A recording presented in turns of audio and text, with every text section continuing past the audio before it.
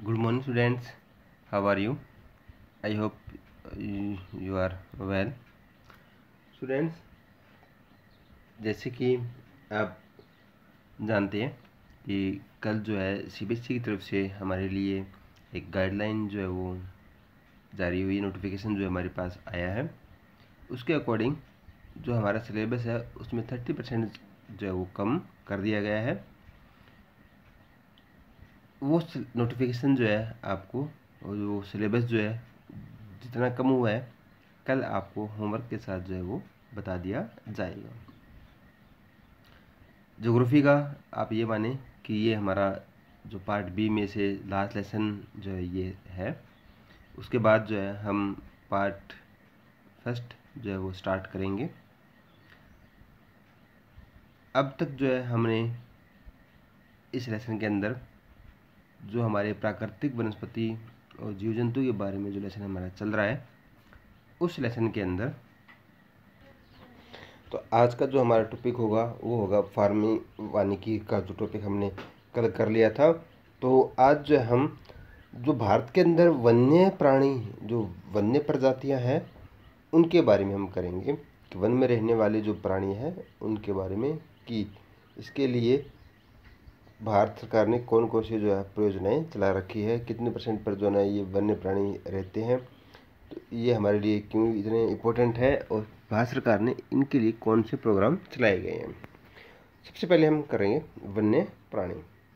आपने चिड़ियाघर में पिंजरों में जंतु और पक्षी दोनों देखे होंगे। भारत में वन्य प्राणी एक महान प्राकृतिक धरोहर है। यह अनुमान लगाया गया है कि विश्व में ज्ञात पौधों और प्राणियों की किस्मों में से 4 से 5% किस्में भारत में पाई जाती है। हमारे देश में इतने बड़े पैमाने पर जैव विविधता पाए जाने के कारण यहाँ पर पाए जाने वाले विभिन्न प्रकार के पारिस्थितिकी तंत्र है। देखो बच्चों, भारत एक बहुत बड़ा देश है और इसकी जो भौगोलिक जो स्ट्रक्चर है, अपना जो भौगोलिक जो इसका ढांचा है, उसके अंदर काफ़ी विभिन्नताएँ पाई जाती है। जलवायु के अंदर विभिन्नताएँ हैं, तो अंडरस्टूड है कि यहाँ का जो प्राकृतिक जो तंत्र है वो भी विभिन्न प्रकार के पाया जाता है, जिन्हें हमने युगों से संरक्षित रखा है। समय के साथ पारिस्थितिकी तंत्र के आवास मानव क्रियाओं द्वारा प्रभावित हुआ है और परिणाम स्वरूप जैव प्रजातियों की संख्या काफ़ी कम हो गई है, क्योंकि मानव क्रियाएं द्वारा जो ना हमने लगातार पेड़ पौधे काटे, उनकी वजह से जो ना उनकी संख्या कम होती जा रही है। कुछ प्रजातियां ऐसी हैं जो लुप्त होने के कगार पर है। वन्य प्राणियों की संख्या कम होने के मुख्य कारण जो इस प्रकार है। औद्योगिक और तकनीकी विकास के कारण वनों के दोहन की गति तेज हुई है। खेती, मानवीय बस्ती, सड़कों, खदानों, जलाशयों इत्यादि के लिए जमीन से वनों को साफ किया गया है। उसके बाद ये कहता है कि स्थानीय लोगों ने चारे, ईंधन और इमारती लकड़ी के लिए वनों से पेड़ काटे और वनों का दबाव बढ़ाया है। पालतू पशुओं के लिए नए चरगाहों की खोज में मानव ने वन्य जीवों और उनके आवासों को नष्ट किया है। रजवाड़ों और संभ्रांत वर्ग ने शिकार की क्रीड़ा बनाया है और एक ही बार में सैकड़ों वन्य जीवों को शिकार बनाया है। व्यापारिक महत्व के लिए अभी भी पशुओं को मारा जा रहा है। जंगलों में आग लगने से वन और वन्य प्राणियों की जो प्रजातियां हैं वो नष्ट हो रही है। यह महसूस किया जा रहा है कि राष्ट्रीय व विश्व प्राकृतिक धरोहर को बचाने और पारिस्थितिकी पर्यटन को बढ़ावा देने के लिए वन्य प्राणियों का संरक्षण बहुत महत्वपूर्ण है। इस दिशा में सरकार ने कई कदम उठाए हैं, उनके बारे में हम जानेंगे। पहला है भारत में वन्य प्राणी संरक्षण। भारत में वन्य प्राणियों के बचाव की परिपाटी बहुत पुरानी है। पंचतंत्र और जंगल बुक इत्यादि की कहानियों हमारे वन्य प्राणियों के प्रति प्रेम का उदाहरण प्रस्तुत करती है। इनका युवाओं पर महत्वपूर्ण प्रभाव है। वन्य प्राणी अधिनियम 1972 में पास हुआ, जो वन्य प्राणियों के संरक्षण और रक्षण की कानूनी रूपरेखा तैयार करता है। इस अधिनियम के 2 मुख्य उद्देश्य हैं। पहला उद्देश्य है अधिनियम के तहत अनुसूची में सूचीबद्ध संकटापन्न प्रजातियों की रक्षा प्रदान करना और नेशनल पार्क, पशु विहार जैसे संरक्षित क्षेत्रों का कानूनी सहायता प्रदान करना। इस अधिनियम को 1991 में पूर्णतः संशोधित कर दिया गया, जिसके तहत कठोर सजा का प्रबंध किया गया है। कुछ पौधों की प्रजातियों को बचाने तथा संकटापन्न प्रजातियों को संरक्षण का प्रावधान है। देश में अब तक 102 नेशनल पार्क जो है वो बनाए गए हैं, उनको संरक्षित किया गया है। 515 वन्य प्राणी अभियान है और यह 1.57 करोड़ हेक्टेयर भूमि पर फैले हैं। वन्य प्राणी संरक्षण का दायरा काफ़ी बड़ा है। देखो बच्चों, ये नेशनल पार्क जो 102 नेशनल पार्क है, जिसके अंदर जो है कानूनी रूप से जो है वहाँ पर शिकार और वनों की लकड़ी की कटाई पर जो है टोटली प्रतिबंधित किया गया है। उसके बाद ये कहता है कि इनमें मानव कल्याण की असीम संभावनाएं निहित है। यद्यपि इस लक्ष्य को सभी प्राप्त किया जा सकता है जब हर व्यक्ति इसका महत्व समझे और अपना योगदान दे। यूनेस्को के मानव और जीवमंडल योजना के तहत भारत सरकार ने वनस्पति जात और प्राणी जात के संरक्षण के लिए महत्वपूर्ण कदम उठाए हैं। सबसे पहले जो है यहाँ पर प्रोजेक्ट टाइगर के बारे में हम बात करेंगे, जो कि 1973 के अंदर, और प्रोजेक्ट एलिफेंट जो कि 1992 के अंदर जो है ये योजनाएं चलाई गई। इस योजनाओं के अंतर्गत जातियों के संरक्षण और उनके आवास के बचाव के लिए चलाई जा रही यह एक योजना है। इनमें से प्रोजेक्ट टाइगर 1973 में चलाई जा रही है। इसका मुख्य उद्देश्य भारत में बाघों की संख्या का स्तर जो है वो कम हो रहा है, क्योंकि यह वैज्ञानिक, सुंदरात्मक, सांस्कृतिक और पारिस्थितिक मूल्य बनाए रखे जा सकते हैं, क्योंकि ये हमारे प्राकृतिक धरोहर हैं। इनका संरक्षण मिलेगा, जिसके लोगों को शिक्षा और मनोरंजन के रूप में फ़ायदा होगा।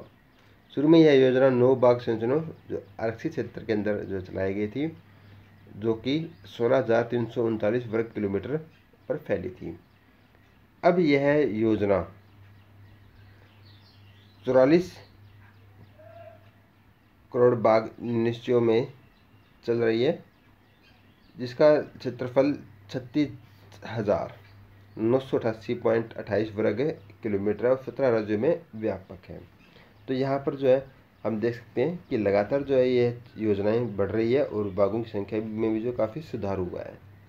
यहाँ हम देख सकते हैं कि 2006 के अंदर जो है 1411 से बढ़कर 2010 के अंदर जो है 1706 हो गई है। यानी कि बाघ जो है पहले लगातार उनकी संख्या कम होती जा रही थी, लेकिन अब जो है 2006 के अंदर जो है 1411 थी और अब जो है 2010 के अंदर 1706 हो गई है।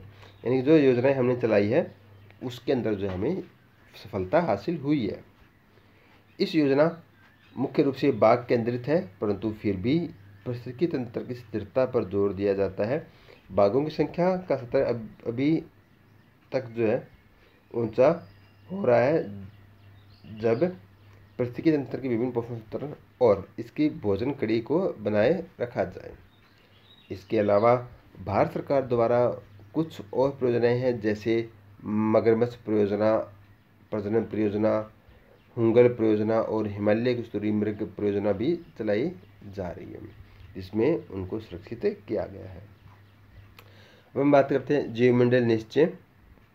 जीवमंडल निश्चय एक आरक्षित जो है वो क्षेत्र है, विशेष प्रकार के भौमिक और तटीय पारिस्थितिकी तंत्र है, जिन्हें यूनेस्को के मानव और जैव मंडल प्रोग्राम के अंतर्गत मान्यता प्राप्त है। भारत में 18 जीव निश्चय मंडल है। इनमें से 10 जीव मंडल निश्चय यूनेस्को द्वारा जीव मंडल निश्चय विश्व नेटवर्क द्वारा मान्यता प्राप्त है। इनमें सबसे पहले जो हम कुछ एक जो जीव मंडल है उनके बारे में हम करेंगे, जिसमें नीलगिरी जीव मंडल निश्चय जो है वो आता है। इसकी स्थापना 1886 में हुई थी। यह भारत का पहला जीव मंडल निश्चय है। इस निश्चय में वानयान वन्य जीव सुरक्षित जल, नरहोल, बांदीपुर और मधुमलाई, नीलबुर, सारावन से ढका ढाल, ऊपरी नीलगिरी पठार, साइलेंट वैली और सिंधुवानी पहाड़ियाँ शामिल हैं। यह जीव मंडल निश्चय के कुल क्षेत्रफल जो है 5,520 वर्ग किलोमीटर है और यह भारत के जो पश्चिमी घाट है उस पर जो है यह स्थित है। यहाँ आप देख सकते हैं कि ये जो नीलगिरी जो सिंची है वो यहाँ पर स्थित है। नीलगिरी जीवमंडल निश्चय में विभिन्न प्रकार के आवास और मानव क्रिया द्वारा कम प्रभावित प्राकृतिक वनस्पति व सूखी झाड़ियाँ जैसे शुष्क और आर्द्र पर्णपाती वन, आर्द्र सदाबहार और आर्द्र सदाबहार वन, सदाबहार सलोस घास के मैदान दलदल शामिल हैं। यहाँ पर 2 संकटापन्न प्राणी प्रजातियाँ जैसे नीलगिरी ताहर और शेर जैसे दुम वाले बंदर को सबसे अधिक संख्या पाई जाती है। नीलगिरी नीचे में हाथी, बाघ, गोर, सांभर और चीतल जानवरों के दक्षिण भारत में सबसे ज़्यादा संख्या तथा कुछ संकटापन्न और क्षेत्रीय विशेष पौधे पाए जाते हैं। इस क्षेत्र में कुछ ऐसी जनजातियां के आवास भी स्थित है जो पर्यावरण के साथ सामंजस्य करके रहने के लिए विख्यात है, यानी कि इन क्षेत्रों के अंदर जो है अब भी आदि मानव जैसे लोग जो है वो रहते हैं। इस जीव मंडल की स्थलाकृति ऊबड़ खाबड़ है और समुद्र तल से 250 मीटर से लेकर 2650 मीटर तक जो है आती है। पश्चिमी घाट में पाए जाने वाले 80% फूलदार पौधे इसी सिंचाई में पाए जाते हैं। तो ये काफ़ी, और भारत का पहला जीवमंडल संचय निश्चय जो है ना वो स्थापित किया गया है। अगला है नंदा देवी जीवमंडल निश्चय। नंदा देवी जीवमंडल निश्चय उत्तराखंड में स्थित है, जिसमें चमोली, अल्मोड़ा, पिथौरागढ़ और बागेश्वर जिलों में इसके क्षेत्र शामिल है। यहाँ पर मुख्यतः शीतोष्ण कटिबंधीय वन पाए जाते हैं।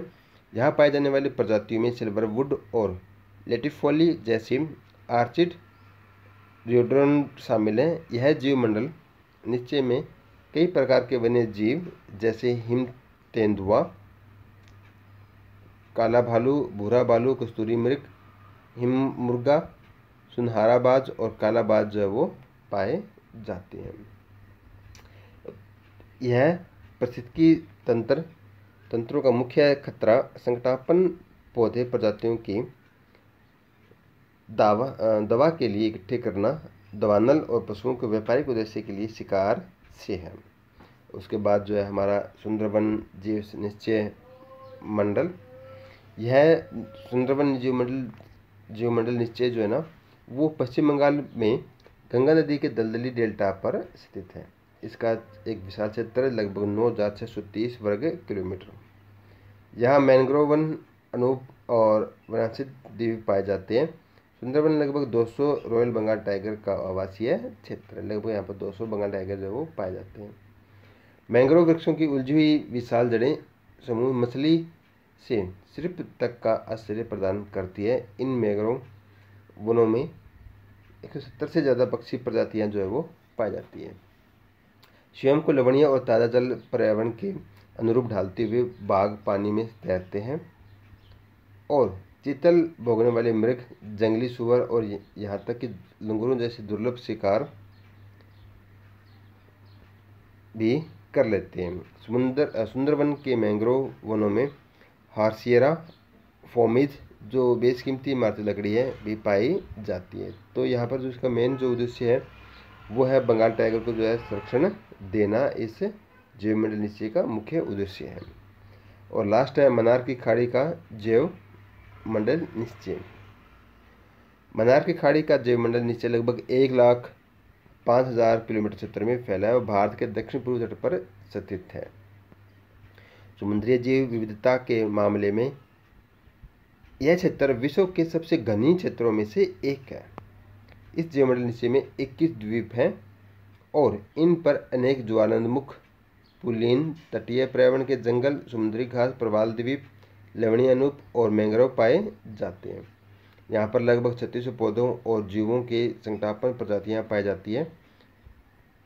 समुद्री गाय इसके अतिरिक्त भारतीय प्रायद्वीपीय क्षेत्रीय विशेष की 6 मैंग्रोव प्रजातियाँ भी संकटापन्न है।